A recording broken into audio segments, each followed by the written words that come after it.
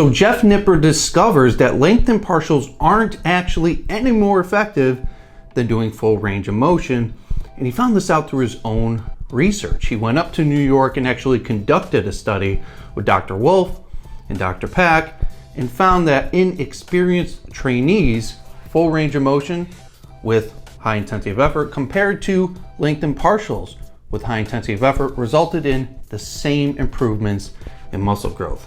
If you've been following me, you probably recognize that I said this long ago, and I'm going to give a physiological explanation why this is true. And I believe they should have realized this physiologically, why it wouldn't be more effective. We're going to start out by saying the primary reason is range of motion has nothing to do with contracting motor units. All that is actually required in order to get a high level of motor unit recruitment and thereby stimulate the adaptation of muscle hypertrophy is to simply contract your muscles hard against resistance.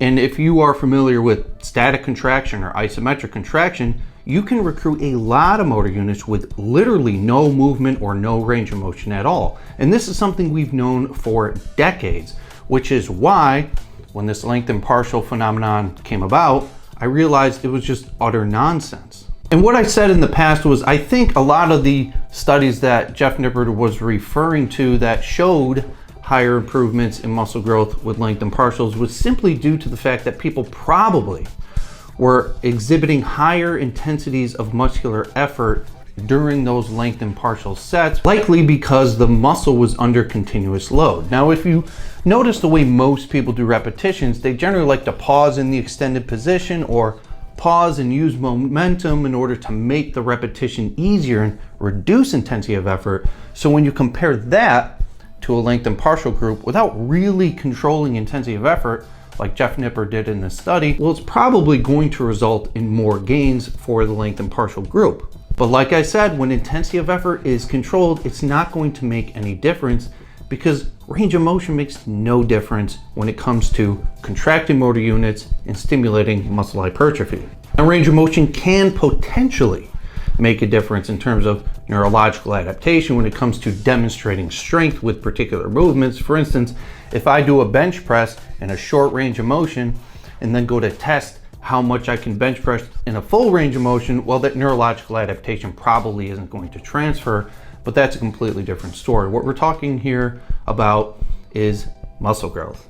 The physiological reason that I explained months ago, probably a year ago, why length and partials don't make sense when it comes to increased ability to grow muscle is due to the length tension or the length force relationship. This is a well understood exercise physiology principle.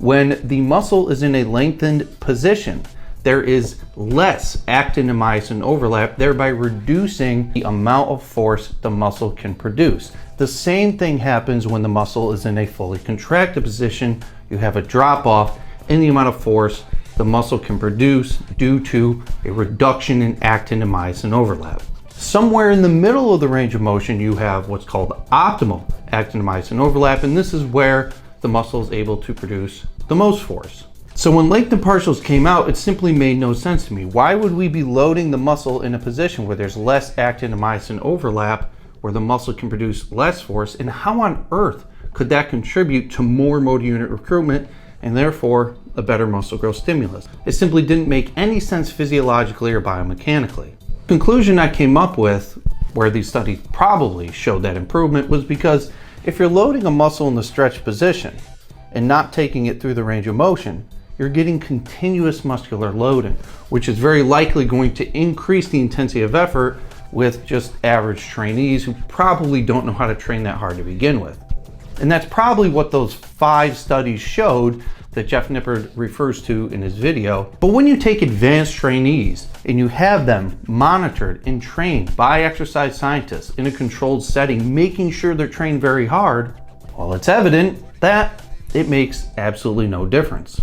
Now, it's likely that Jeff Nippard saw my explanation of this, which is why he included a very short 1-second snippet of me saying length and partials are bullshit. But I'd rather hear it go hard. Science this, science that, science. Length and partials, bullshit. But, the physiology makes perfect sense. And, just like I anticipated, it doesn't make any difference. But one of the conclusions he came to is that, you can preferentially use full range of motion or stay in the lengthened part of the range of motion. But based on what he found in the literature is that you don't want to stick in the shorter part of the range of motion. And the reason for this is simple. If you ever do a biceps curl, say if you do an overhead biceps curl and you stick in the shortened part of the range of motion, you're going to notice it requires far less effort than doing a biceps curl in the lengthened part of the range of motion, which is very likely why you don't want to train that way. But what we can get from this video, his research, and this whole lengthened partial observation is that range of motion is pretty much irrelevant when it comes to stimulating muscle for growth. You can pretty much use any range of motion that you're comfortable with and you're going to get the exact same muscle growth no matter what.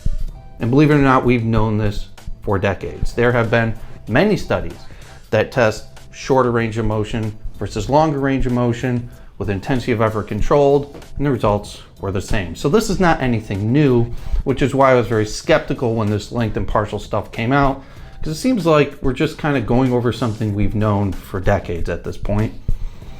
But just as I suspected, I was right again and far ahead of what almost all fitness YouTubers are talking about. And this is why you should probably just listen to my advice on my channel, because all these things that come out, they are decades behind what I teach in terms of appropriate exercise application for optimal muscle growth. And of course, I've gathered all these principles and I teach them in my Golden Era system. Go to goldenerasystem.com if you want to learn these principles.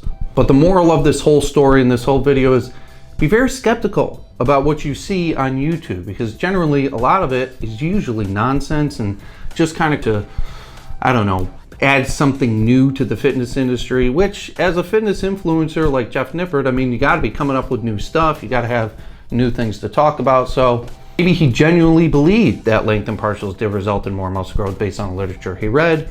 But the thing is, we're at the point now where you're never really going to find some magic bullet. You're never going to find some magical approach to exercise that is going to result in significantly greater muscle gains other than just simply training as hard as you can. That seems to be, over the last 50, 60 years of exercise literature and what I've applied in my training studios for the last decade, that seems to be the #1 component of stimulating muscle growth. Training very hard. Not range of motion, not volume, not frequency, not even so much protein, diet, sleep, supplements.